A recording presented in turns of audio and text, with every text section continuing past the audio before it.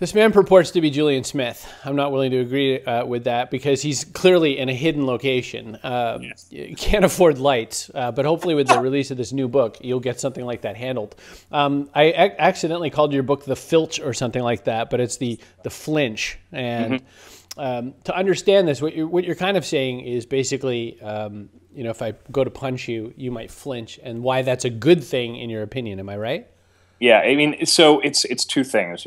There is the flinch, the biological thing, is something that can't be prevented, and so, but it's a reaction to anxiety, to fear, or to pain of some kind. But we also have a learned flinch, a flinch that when children, for example, when they are afraid of the dark, it's a kind of learned reaction that maybe they pick up from other people or something. But the point is that this flinch has become totally inappropriate to our environment. So now we flinch at sitcoms for some reason. We flinch at asking a girl to the prom. We flinch at public speaking. We flinch at the wrong things. Our biology, in a sense, is hindering us, and it's about how to solve that problem. Yeah. So one of the things you mentioned in there is being afraid of the dark, and you're clearly not afraid of the dark. You're sitting in it. The question, yeah. One of the accusations that this book is much better written, Stephen Pressfield, do the work. You start with the notion of an enemy or an opponent, which is, sort of like the resistance in Stephen Pressfield. And you go after it that way. You're like, you have to take on all these things. What was the premise? I mean, why bother? I mean, Pressfield wrote you could say it was an okay book, but why bother? Not even an okay book. Actually, Do the Work is kind of like just an offshoot of his real, sort of genius masterpiece work, The War of Art. And I think the reason that the flinch is different, although I can totally see the connections, is because it deconstructs the underpinnings of why it happens and how to go through the wall, how to go through your programming. The War of Art, or Do the Work, just says there's resistance. Sit on your ass and do it anyway. That's essentially the War of Art, or Do the Work. Whereas the flinch is about the generalized anxiety reaction we have to anything new. It's not about art. It's not about any lofty thing. It's about the fact that you can't have a proper fucking conversation with your wife, husband, girlfriend, or boyfriend about the things that fucking matter. And in general, if you're unable to do those things, you have a generalized flinch that is fucking your life up. So it's time that you got out of that rut that you're in. And this book has exercises for you to do that, which is strange to say, but it's true. And it also examines the instincts so that you understand yourself why it's happening. I don't think people are going to do anything that this book says. I think this is another book that people are going to acquire, and they're going to read it. And I think they're going to be like, oh, yeah, I really should do that. And the minute the word should goes into their language, they're going to shut up and go off and have a latte. Julien, right. Besides, I mean, you have a sizable travel experience going on. I mean, you go all over the place. And besides that, besides flying to people's houses and just punching them in the mouth, how do you get them to get into this? Because, I mean, really, honestly, I think they're just not – I mean, they're going to download this file. They're going to put it in a folder called Really Should Read, and they're going to go and look at Cityville. You know what? I totally agree. And honestly, this the book examines this differentiation between those that do and those that don't. And I swear to God, people have become angry at this work because of the divisions that I make in it, and the fact that I'm like, you can't do this thing, fuck you, like you're worthless, So but it's not about the thing that I want you to do. It's about the thing that you yourself claim to want to do, but obviously aren't doing. So to me, this is a clear division, and almost everyone, and I totally agree. Some of the exercises in this book are comfortable and fine, and some of them are things that I personally am even myself now uncomfortable with. And if you can't do them, then you have to ask yourself why. There are things that are not dangerous that provoke a flinch reaction, and you have to ask yourself who's really in the driver's seat.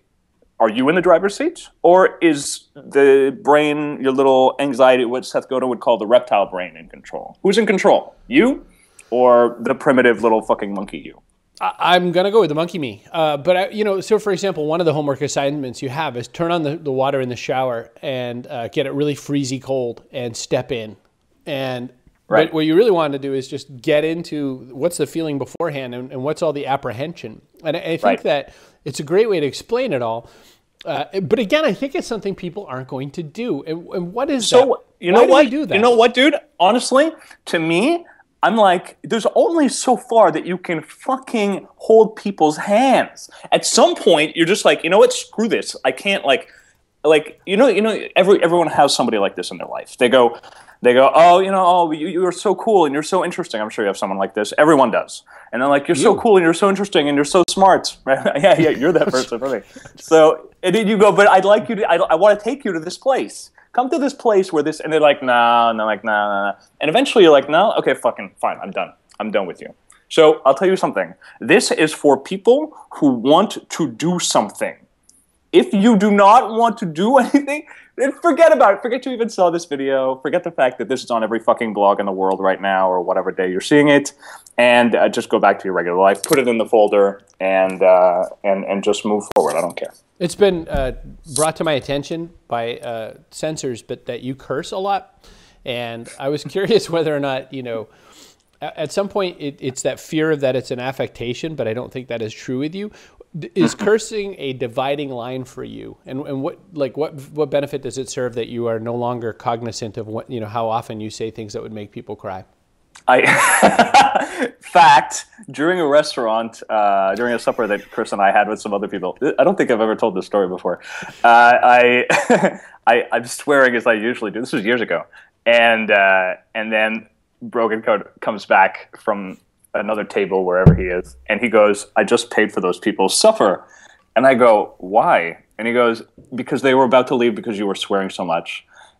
And I think I almost cried because of, I don't know that there's an end to this story. There's no but it's true. And anyway, you know what? The flinch was identified because of the fact that I swear in places where other people don't. And it was identified by me and Jonathan Fields in an interview very much like this, where I saw him about to do it and then realized that he had an audience that he had to speak to. And then he was like, and I watched him do it. And I was like, my God, I just saw the walls of his programming go up and stop him from doing the thing that really doesn't matter. And so from that point on, it became a process of identifying it and giving it a name and all these other things. And Godin had a lot to do with that. He was heavily involved in editing. You were too, like all these people who helped me make it from a piece of crap into something that was, I think, pretty solid. Far less a piece of crap, or a very solid piece of crap now. So it's going to hurt if it comes out. Crap. Right, exactly. We'll see. So thanks for clearing that up, because clearly with my sizable ego, I was under the impression that you'd written the book for me. It should be called The Flinch: Chris Brogan's a big lard ass, but really it's The Flinch: Jonathan Fields is a pussy and should learn to address his crowd in a reasonable way. It is actually. He wants to change because the whole thing is I want to become this thing. I want to become this. I want to become more of a badass in his public persona. He's like a yoga instructor and stuff. I know, exactly. How badass is Namaste, Jonathan. Now you've got people throwing coffee cups around their house. You've got ways to get hurt. You've essentially said you should do real live fight clubs and things like that. How's that going to appeal to a business person? This is a business show. What business person is going to apply the flinch? They're such pussies most times. They're going to go back to work and not say anything to anybody that they even read it. They're going to ignore it. Mm-hmm. So you're right, again. And most of the people who download this will do nothing that is in there. And fine, because it's beyond anything I could do at that point. But business people specifically are those that need to recognize the flinches inside their organization. And that's because of the fact that change is occurring faster than ever. And the flinch is essentially a blind spot. It's a thing that you refuse to look at because it makes you uncomfortable. So if you're looking at a Blockbuster and Netflix, you can see the flinch practically happening over and over again as one encroaches upon the other, gets closer and closer and closer until it wipes the behemoth out. David and Goliath is the flinch. It's Goliath going, I cannot be destroyed. And if he has a blind spot that does allow him to be destroyed, then that's essentially, it guarantees that will destroy him. So every organization has something like that. It has a thing that they're not looking at. Is the flinch routed in settling? Do you think that the flinch, the byproduct of the flinch is I have flinched, so I will settle on this thing. I will no longer reapproach?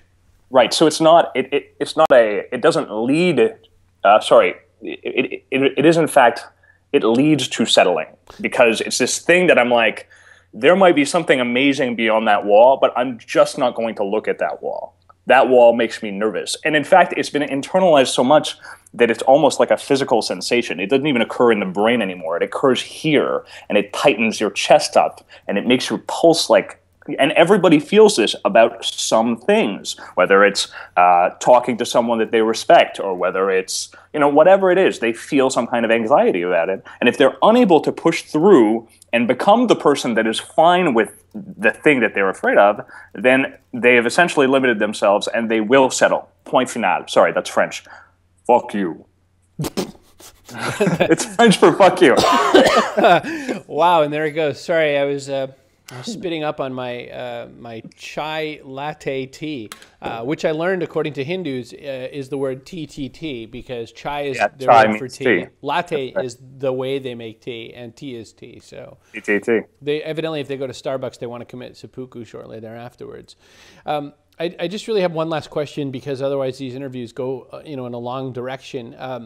Clearly, you didn't feel confident enough that you could sell this book for any kind of money, so you've decided to make it free.